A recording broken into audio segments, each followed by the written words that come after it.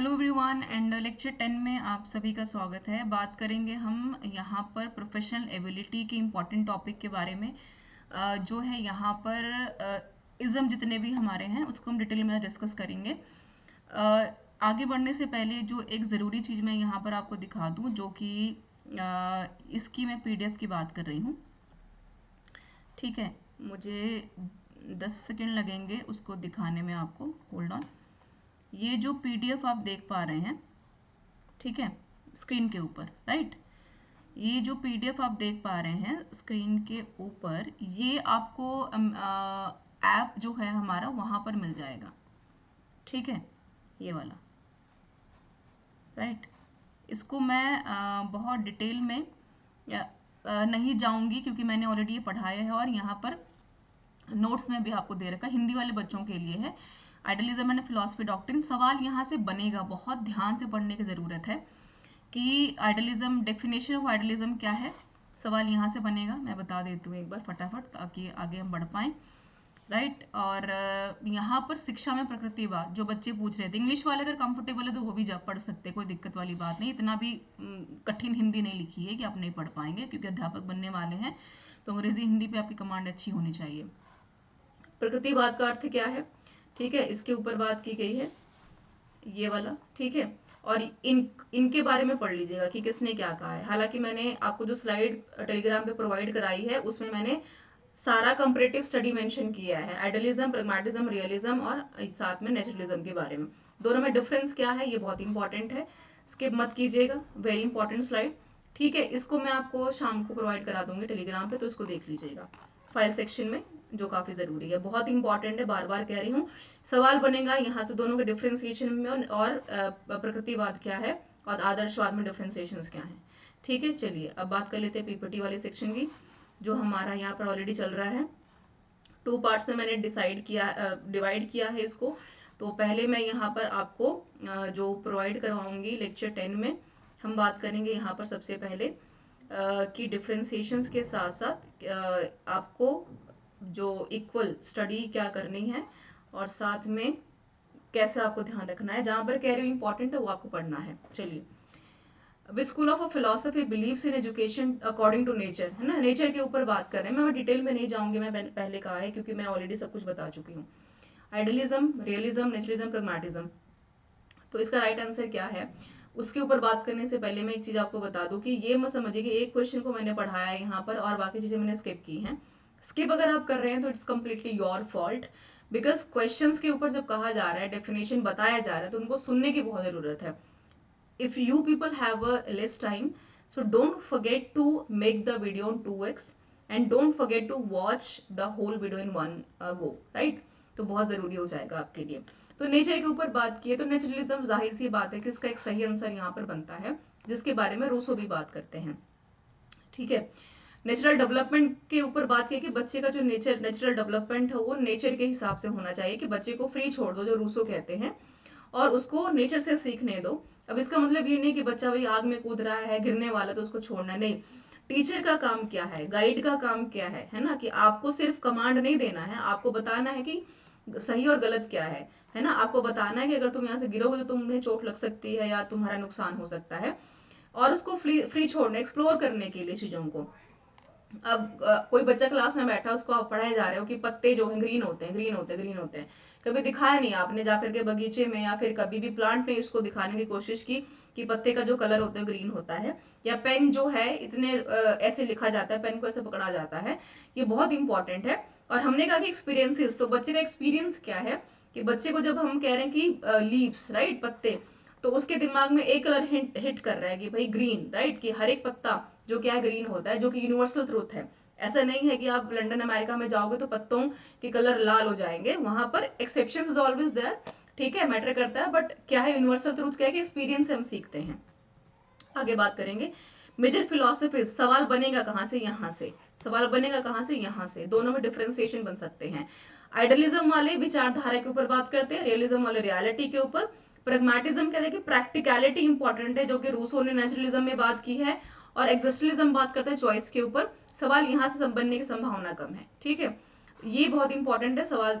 जो major philosophies आपसे पूछ सकता है कि चारों में से सबसे जरूरी वाला कौन सा, बच्चा किस में लर्निंग बाय डूइंग से सीखता है, तो प्रैग्मेटिज्म में सीखता है, एक्सपीरियंस से सीखता है, प्रोसेस से सीखता है। ठीक है, यहाँ पर आप डिफरेंशिएशन देखेंगे।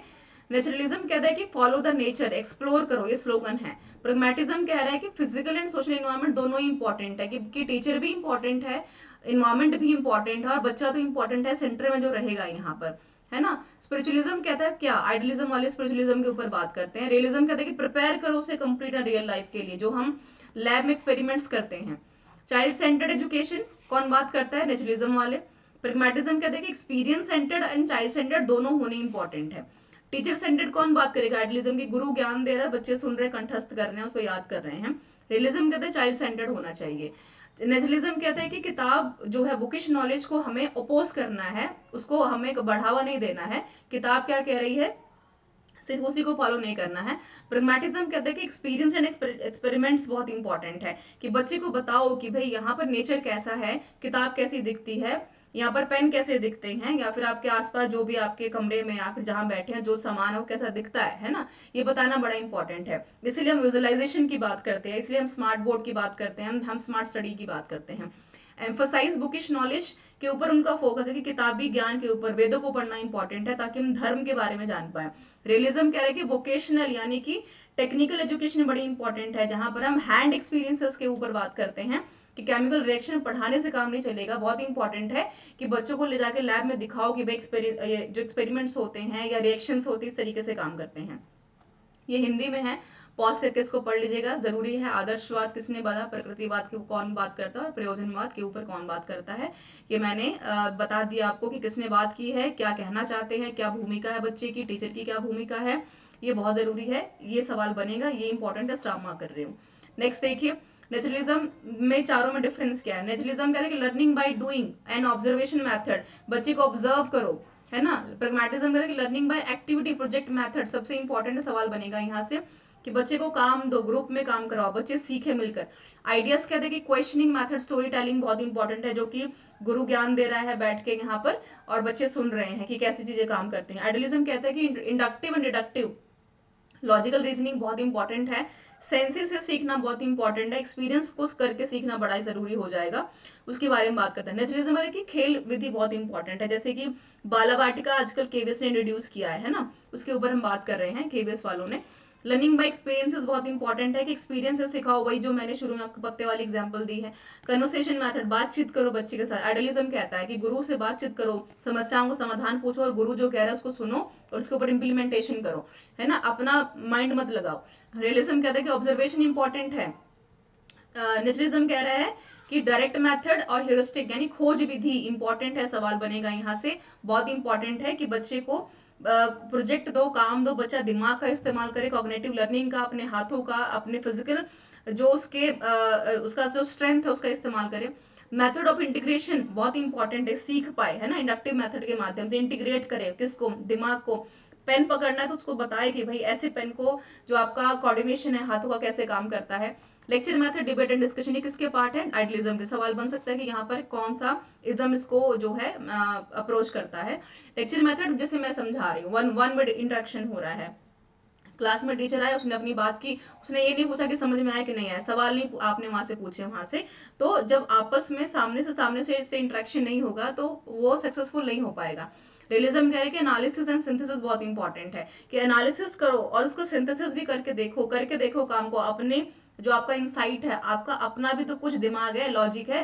ये तो नहीं कि बच्चे ने बोला कि भाई वो कूदने वाला और वो सच में कूद जाएगा, नहीं, उसको बताओ कि what is wrong and what is right. ठीक है। डिसिप्लिन क्या है, नेचुरलिज्म का अनकंट्रोल फ्रीडम, बच्चे को कंप्लीटली फ्री छोड़ दो, जो रूसो कहते हैं। प्रैग्मेटिज्म कहते हैं कि रेस्ट्रिक्टेड फ्रीडम रखो, कि उतना ही दो बच्चे को फ्री करो जितनी की नीड है। आइडियलिज्म कहते हैं कि रेगुलेट करो फ्रीडम को, यानी कि जब जरूरत हो तब दो, जब नहीं जरूरत है तो उसको खींच लो। रियलिज्म कहता है कि गुड डिसिप्लिन बहुत इंपॉर्टेंट है। नेचुरलिज्म कहते हैं कि डिसिप्लिन थ्रू नेचुरल कॉन्सिक्वेंसेज, कि भाई जहां पर जरूरत है, अब 10 बच्चे हैं तो 10 का 10 का बिहेवियर सेम थोड़ी ना होगा, है ना। सोशल डिसिप्लिन क्या कह रहा है कि भाई सामाजिक जो आपका डिसिप्लिन है उसको मेंटेन करो, इंटरेक्शन करवाओ। सेल्फ डिसिप्लिन बहुत इंपॉर्टेंट, जो हम मेडिटेशन से सीखते हैं। स्पिरिचुअलिज्म की बात करते हैं, आइडियलिज्म। रियलिज्म कह रहा है कि सोशल डिसिप्लिन बहुत इंपॉर्टेंट है, जो सोसाइटी से इंटरेक्शन करके आपको आएगा। ठीक है, ये मैंने प्रोवाइड आपको किया है, मैं डिटेल में नहीं जाऊंगी बिकॉज मैंने ऑलरेडी सारा बता दिया है। इसके ऊपर मैं अलग से एक सेशन लूंगी, जो कि आपको अगर नीड होगी तो बताइएगा कमेंट करके, अदरवाइज अगर चल जाएगा तो you just go ahead with the rest of the lectures, ठीक है। बाकी ये सारा अलग से टीचर का क्या रोल है और चाइल्ड का क्या रोल है और क्या मेथड है टीचिंग का, इसके ऊपर मैं एक शॉर्ट नोट्स प्रोवाइड करा रही हूँ शाम को, जो मैंने आपको पीडीएफ भी दिखाई हिंदी इंग्लिश दोनों लैंग्वेजेस में, तो आप टेलीग्राम से जाकर डाउनलोड कर लीजिएगा। And this is all about the session everyone. बहुत क्विकली मैंने इसको इसलिए करवाया है क्योंकि बहुत टाइम देने का बहुत मतलब नहीं है, बिकॉज आपको अगर एक बार चीजें समझ में आ गई तो you can do the things with your on self, right. तो आरआरबी का 10 मार्क्स का यहाँ पर अवेलेबल है, ऐप को चेक कीजिए, डिस्क्रिप्शन बॉक्स में चीजें आपको सारी मिल जाएंगी। ये टेस्ट बहुत इंपॉर्टेंट है, सिर्फ इसलिए नहीं कि आप खुद को टेस्ट कर पाएं, इसलिए भी कि आप इतना पढ़ करके अपनी सीट इंश्योर कर पाएंगे। क्वालिटी कंटेंट ऑलरेडी काफी टेलीग्राम के ऊपर भी है, ऐप के ऊपर भी है। पेड वाला हम इसलिए कह रहे हैं क्योंकि हम सब कुछ नहीं टेलीग्राम पे दे सकते हैं ना आपको, जितना हम दे सकते उतना हमने आपको ऑलरेडी दिया है, लेकिन बच्चों को लगता है कि जो चीजें यूं ही दे दी जाती हैं उनका कोई बेस नहीं होता है। प्रोफेशनल एबिलिटी जो इन्होंने आपसे पूछी है 50 नंबर के आरआरबी वाले पेपर में, इसके साथ जनरल अवेयरनेस आपको दिया जा रहा है। 500 से ज्यादा मॉक टेस्ट अवेलेबल हैं, 50 तो फ्री ऑफ कॉस्ट है कम्प्लीटली, है ना। वो कॉस्ट इसलिए भी कि बिकॉज जो हमारे टेक्निकल फुलफिलमेंट के लिए इंपॉर्टेंट है।